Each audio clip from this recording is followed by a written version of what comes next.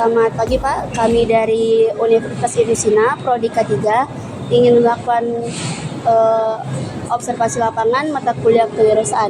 Izin ya Pak. Bismillah, Assalamualaikum warahmatullahi wabarakatuh. Waalaikumsalam. Selamat pagi semuanya. Saya manggilnya adik-adik ya.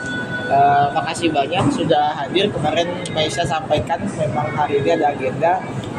Kita sekarang di SNL 2. Kebetulan kami di sini ada 2 brand yang ada di bawah naungan perusahaan kami. Ada Hai Pizza dan Mikirin Kyojin ya.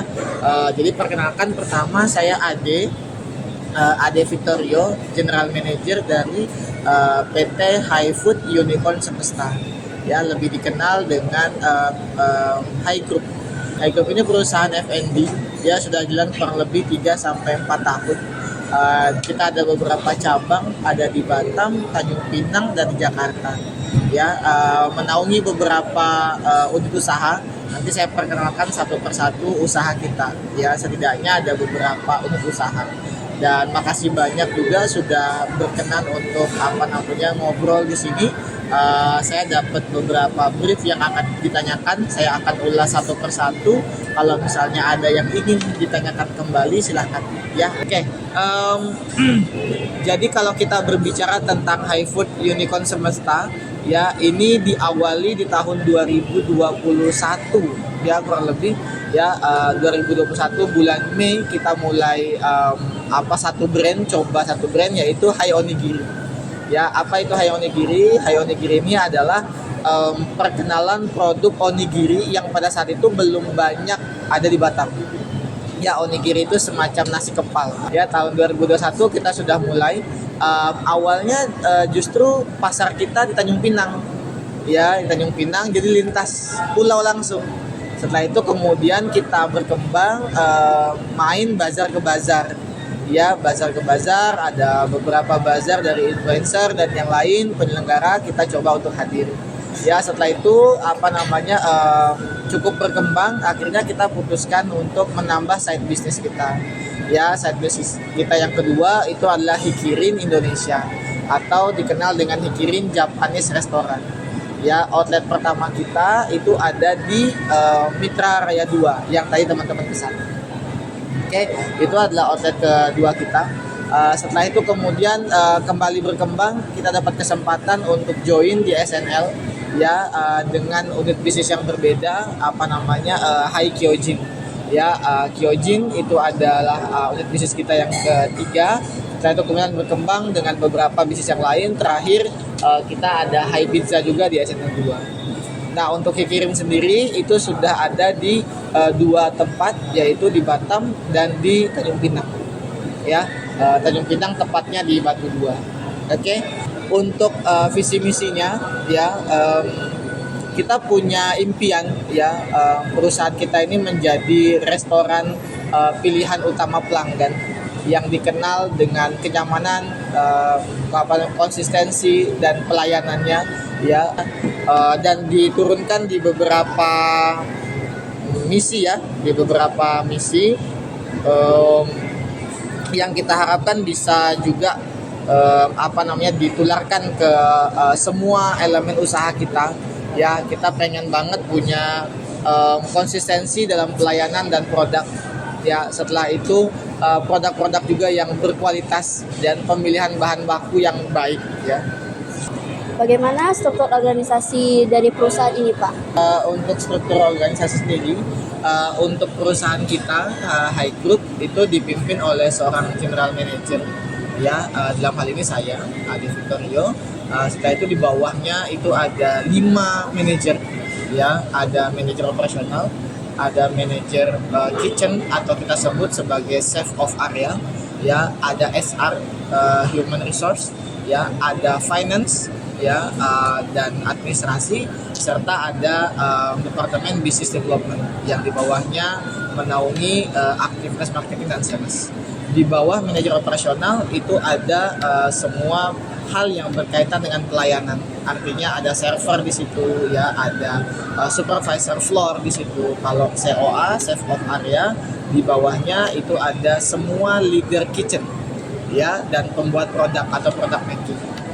Setelah itu di bawahnya SR itu ada personalia ya, dan untuk finance ada administrasi, serta business development ada marketing dan sales. Berapa jumlah karyawan yang bekerja di perusahaan ini, Pak? Oke, total jumlah karyawan kita kurang lebih ada 65 orang. Itu ada yang low level ya staff, ada middle level setara dengan sales dan supervisor, ada yang top level itu setara manager. Ada yang bersifat karyawan tetap atau PKWTT, ada juga yang PKWT karyawan kontrak, serta ada yang freelance dan daily work. Untuk kriteria utama yang digunakan untuk merekrut karyawan bagaimana, Pak? Oke, kalau untuk kriteria rekrutan karyawan tentunya harus sesuai dengan spesifikasi atau kualifikasi yang tengah kita cari. Itu secara kompetensi akan diuji dalam uji kompetensi di interview pertama dan kedua. Setelah itu juga lebih penting lagi adalah komitmen dan semangat ingin bekerja. Nah, karena kita berhadapan dengan generasi-generasi yang memang full skill atau skillful, tetapi terkadang mungkin mental untuk bekerja dan kesiapan untuk bekerjanya yang masih rendah. Maka dari itu, kalau ditanya apa sih syarat utama bekerja di HighCoat, benar-benar pengen kerja, ya. Apakah perusahaan menyediakan pelatihan untuk karyawan, Pak? Untuk pelatihan karyawan kita ada 2 metode. Yang pertama training, yang kedua konseling. Ya, jadi semua karyawan itu diagendakan untuk mengikuti training berkala, mungkin 1 bulan atau 2 bulan sekali. Setelah itu konseling juga. Ya, di luar itu kita ada upgrade atau empowering berupa uji kompetensi dan kompetisi. Bagaimana proses produksi atau pelayanan yang dilakukan di perusahaan ini, Pak? Oke, kalau kita lihat F&B itu kan adalah bidang yang mengedepankan hospitality, artinya pelayanan. Nah, sehingga kalau misalnya kita berbicara tentang restoran kita di Hikirin misalnya, kita memberikan pelayanan yang premium dan eksklusif. Ya, biasanya segmentasi pasar kita itu kelas menengah dan menengah ke atas. Untuk produk kita sendiri itu full Japanese ya, dan itu dikelola dengan kitchen yang memang sesuai dengan standar HACCP. Untuk teknologi atau sistem yang digunakan dalam operasional sehari-hari bagaimana, Pak? Oke, di kita ada beberapa hal yang berkaitan dengan teknologi yang diterapkan dalam pelayanan. Pertama, kita menggunakan gadget tentunya kan ya, dan beberapa aplikasi untuk pelayanan dari mulai kasir maupun taking ordernya. Ya, setelah itu juga kita melibatkan online feedback ya untuk customer, itu juga berbasis teknologi juga. Ya, setelah itu juga dalam pembuatan program-program bulanan kita juga melibatkan ChatGPT atau AI ya untuk sebagai tempat untuk berdiskusi. Ya, untuk produk sendiri kita sudah digitalize ya, jadi serba digitalisasi, dan juga untuk teknis pembuatan produknya tentu dibangun dengan penggunaan teknologi berkaitan dengan produk. Bagaimana perusahaan mengelola rantai pasokannya, Pak?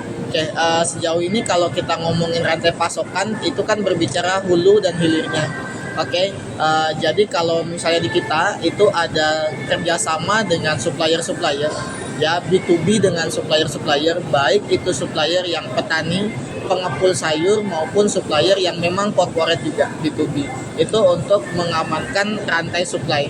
Ya, setelah itu kemudian dari hasil yang kita olah pun nantinya hilirnya tidak hanya olahan yang bersifat primer, tetapi juga diolah ke beberapa hal yang lain yang mungkin dilakukan untuk meminimalisir waste atau spoil. Ya, jadi untuk mengamankan rantai pasoknya, suppliernya dijaga. Setelah itu bahan yang bisa dipakai itu harus useful, artinya jangan sampai ada yang terbuang. Untuk strategi pemasaran yang digunakan perusahaan untuk produk atau jasanya bagaimana, Pak? Oke, kalau kita membicarakan tentang strategi marketing, kita menggunakan strategi omni marketing. Ya, apa itu omni marketing? Omni marketing adalah kombinasi antara pelaksanaan marketing offline dan online. Oke, dalam kaitannya offline, kita melakukan sosialisasi, penawaran langsung, hard selling, ya, dengan customer yang memang sudah datang di restoran. Ya, sedangkan untuk yang digital sendiri atau online sendiri, kita menyiapkan platform-platform untuk sosialisasi semua program kita yang bersifat biasanya itu soft selling. ya, di mana di dalam soft selling itu ada edukasi, ya, setelah itu ada entertainment yang kita libatkan untuk sosialisasi sedalam bentuk program kita. Di samping itu kita juga menjalin kerjasama dengan beberapa pihak, ya, B2B, ya, untuk mendapatkan market atau customer yang lebih besar dan komún. Bagaimana strategi yang digunakan untuk menarik pelanggan? Oke, seperti tadi yang sampaikan, untuk menarik pelanggan kita gunakan beberapa media online, ya, seperti sosialisasi di Instagram, ya, memberikan gimmick-gimmick seperti diskon atau promo, dan juga menunjukkan atau menampakkan value dari produk yang kita tawarkan. Kita juga melibatkan influencer atau selebgram untuk sosialisasi. Untuk media yang paling sering digunakan untuk pemasaran bagaimana, Pak? Untuk medianya, kalau untuk yang offline biasa brosur, text banner, dan yang lain. Untuk online-nya kita main di Instagram dan Facebook. Bagaimana perusahaan bersaing dengan persaingan di pasar? Oke, kalau kita ngomongin tentang persaingan di pasar, itu tentu ada. Makanya kita coba bergerak. Kalau kita ngomongin marketing itu kan ada 1.0 sampai 4.0. Kita coba bergerak tidak hanya menjual atau menonjolkan hal-hal yang berkaitan dengan produk, harganya, atau misalnya bentuknya, tetapi sudah mulai kita pasarkan dengan menunjukkan value yang lain.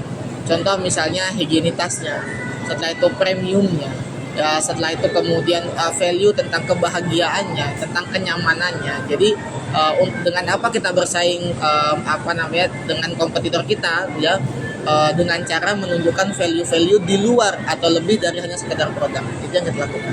Untuk faktor-faktor yang menjadi kunci kesuksesan perusahaan ini bagaimana, Pak? Saya rasa tim menjadi satu hal yang sangat penting untuk kita bangun.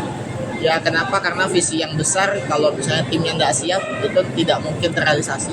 Maka dari itu, dalam ngebangun perusahaan ini, timnya yang harus pertama kali dipastikan, satu. Yang kedua, inovasi yang tiada henti. Jadi R&D-nya yang harus terus berjalan. Ya, dan improvisasi atau perbaikan yang berasal dari customer feedback. Untuk tantangan utama yang dihadapi perusahaan ini saat ini bagaimana, Pak? Oke, tantangan utamanya adalah mencari SDM atau human resource yang memang punya visi yang sama dengan perusahaan. Ya, jadi kalau kita berbicara mungkin secara umum pada teman-teman interview ke banyak UMKM atau usahawan gitu kan, ya, yang jadi masalah utama mereka adalah mencari orang yang serius ingin bekerja dan bernafas panjang. Ya, untuk masalah teknologi itu bisa dicari, masalah informasi sangat gampang sudah dicari, masalah R&D itu sudah bisa banyak referensinya, tapi mental dari tim itu yang paling harus diperhatikan dan jadi tantangan untuk saat ini. Bagaimana perusahaan merespon perubahan dalam industri atau ekonomi? Ya, kita selalu adakan brainstorming rutin dengan manajemen dan staff. Setelah itu kita juga melek dengan referensi dan perubahan baik ekonomi global ataupun mikro ataupun nasional, regional maupun global. Kita coba perhatikan kan, ya, dan kita coba adopsi apa saja yang menjadi perkembangan secara umum kita bawa ke dalam perusahaan kita. Sehingga tadi yang saya sampaikan, mental untuk terus belajar dan berkembang itu penting, dan itu yang menjadi budaya kerja kita di HiQ. Bagaimana perusahaan mendukung perkembangan karyawannya, Pak? Oke, secara umum kita memberikan harapan dua hal. Yang pertama, jenjang karir, ya. Yang kedua, penghidupan yang layak ke depannya. Ya, jadi kalau kita berbicara tentang pengembangan karyawan di dalam konseling dan training, itu tertuang lewat kurikulum. Contoh misalnya konseling. Dalam konseling mungkin kita satu dari sedikit banyak perusahaan yang memang concern terhadap konseling terhadap karyawan, ya. Konseling itu artinya kita mengeksplor karyawan teh butuh apa, Meisha kedepannya mau apa, mau jadi apa, mau S1 kah, mau S2 kah, mau apa, itu kita eksplor. Kenapa? Karena dengan mengetahui mimpi karyawan, kita bisa merajutnya barengan. Tapi kalau misalnya kita nggak ngerti karyawan kita mau jadi apa kedepannya, kita nggak bisa barengan, ya. Makanya itu yang harus. Nah, setelah kita tahu mimpi mereka, kita kasih tahu jalannya. Oke, kalau kamu mau S1 atau kamu mau kuliah lebih besar lagi, lebih tinggi lagi, maka begini jalurnya. Kan, ya, di pekerjaan begini, ya, secara pendidikan seperti ini, ya, ditunjukkan. Dan tidak hanya ditunjukkan, kita juga berupaya untuk memberikan training. Contoh misalnya kamu punya mimpi besar mau jadi pengusaha juga, berarti kamu harus punya skill time management ya, dan kita ampuh itu ya, dan kita ajarkan itu tentang time management, tentang self management dan yang lainnya. Jadi kalau untuk pengembangan karyawan, kunci kita adalah di counseling dan training yang kita lakukan. Untuk nilai dan budaya perusahaan yang ingin diterapkan pada karyawan bagaimana Pak? Oke, kita ada satu istilah budaya kerja yang baru kita luncurkan di tahun ini, yaitu Kaizen. Ya, Kaizen culture. Ya, Kaizen culture ini budaya kerja yang kita adopsi dari tradisi Jepang, yang berarti perbaikan yang konsisten. Kaizen itu terdiri dari 6 kata. Yang pertama, K itu komitmen. Kita pengen karyawan kita semua punya komitmen terhadap pekerjaan, produk dan layanan. Ya, A itu aware, ya, artinya sadar ya tentang peran diri terhadap perusahaan. Ya, I integrity, ya kita mau karyawan kita punya integritas yang baik. Ya, zestful, ya bersemangat setiap harinya. Ya, efisien dan efektif ya dalam segala bentuk pekerjaan, dan no corruption ya, jadi tidak ada yang diselewengkan baik waktu, tenaga ataupun keuangan. Apakah perusahaan terlibat dalam kegiatan sosial atau tanggung jawab lingkungan Pak? Oke, kita punya satu program yang sempat berjalan dan akan diupayakan terus berjalan, yaitu High Caring. Ya, High Caring itu adalah program di mana kita berbagi apa yang bisa kita bagi ke lingkungan sosial. Jadi High Caring ini bentuk sederhananya kami setiap hari Jumat ya itu berupaya beberapa periode sekali coba mengumpulkan produk-produk terbaik kita untuk kita bagikan ke teman-teman yang membutuhkan. Baik Pak, sekian pertanyaan dari kami. Semoga yang disampaikan bisa dipahami dan dimengerti. Terima kasih Pak. Ya.